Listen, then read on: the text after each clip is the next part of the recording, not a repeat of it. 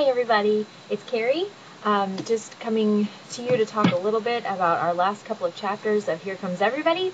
Thanks very much for your work on this so far in this class. I think things are going well.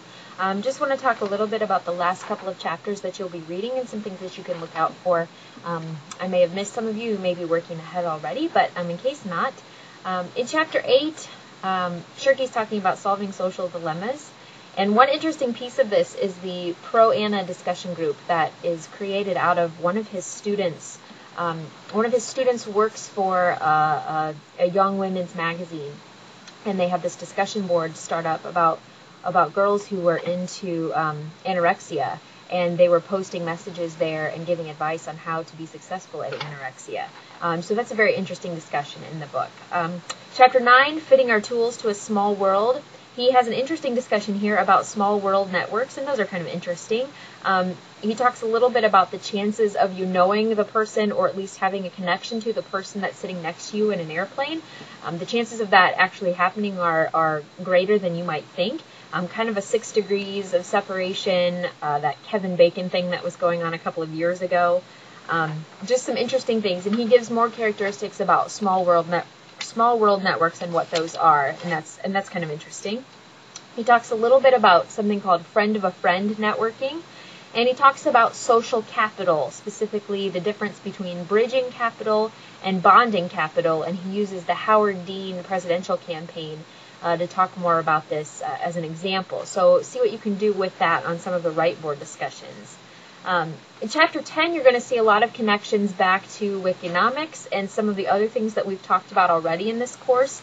He talks about something called Meetup, which is a kind of a group forming service on the internet. He talks about Linux a little bit, and he makes connections back to Tapscott with the Goldcorp story. So keep an eye out for that. You'll see something that you recognize.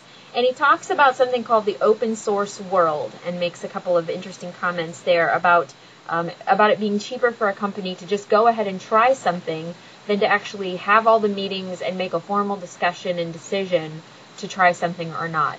Just kind of an interesting way to think about business, and I think it connects well. This chapter connects well to what you've read in Wikinomics. So there's a crossover here. In Chapter 11, the title there is Promise, Tool, and Bargain, and he again talks a little bit about groups. You're going to see the Bronze Beta story pop up here again, and there's going to be some recap of some of the things you heard in his Berkman Center talk in the video for week 3, especially the part about where he talks about technology becoming boring, and then the interesting social effects start happening. So keep an eye out for that discussion as well. And the last thing I'll say is that he tells an interesting story about CBS and how people who were watching the show Jericho got very upset when CBS canceled the program, and rather than sending emails, which he has a discussion about email actually being very non-productive as far as getting things to change. The viewers of this TV show did something very interesting to CBS in order to make things happen. So watch out for that, because it's a very interesting story that he kind of wraps things up with in the book. So that's the end of Here Comes Everybody, and stick with the right boards. I know they're getting long. We may maybe kind of rethink the way we do that for next time around, but you guys are doing some good work there, and so I don't want to change things now and break up the rhythm that you've got going. So look for those key ideas, some of the things that I mentioned here in this video, and try to talk about those more, develop those a little bit more on the right boards. I wanted to say a little bit about David Levy, the person that you're going to be watching in the video for week 5 for this week. Dr. Levy was one of my professors at the University of Washington Information School for my master's degree in Library and Information Science. And if you are in need of some more reading material, you could read his book called Scrolling Forward, Making Sense of Documents in the Digital Age. It's kind of an interesting commentary, again, on some of these things we've been talking about in class, about how communication, and specifically the idea of a document, has changed throughout time. And especially now in light of the web and the way we're doing things now with the web and communicating in different ways, especially for business. There's an interesting chapter in the book about business communication and how that has changed over time as well. A couple things I wanted to point out from the video specifically.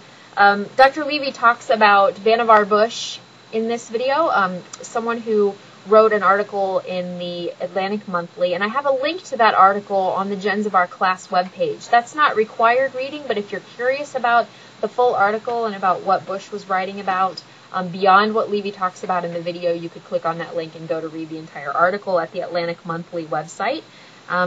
Dr. Levy also mentions a course that he taught on information and contemplation, and he mentions that the syllabus is available online.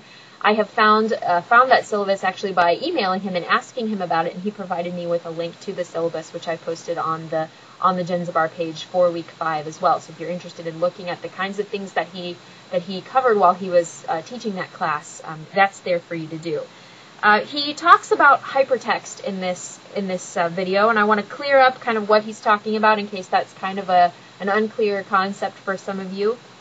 It's really just the idea of the link and how we click on links in web documents now on web pages, and that takes us to somewhere else.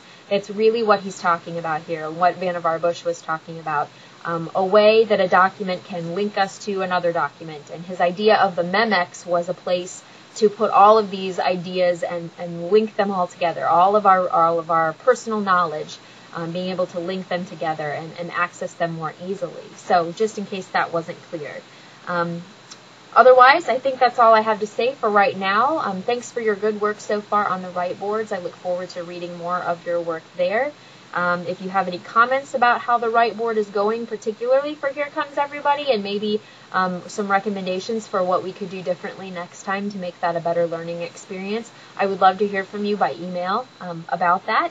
And I look forward to your thoughts on the David Levy lecture. He was a fantastic professor for a course I took called The History of Recorded Information as part of my graduate degree, and we thought his talk had some very interesting comments, kind of from a different side on all of the issues that we're talking about in this course. So I hope you enjoy that, and I look forward to working with you again face-to-face very soon. Thanks!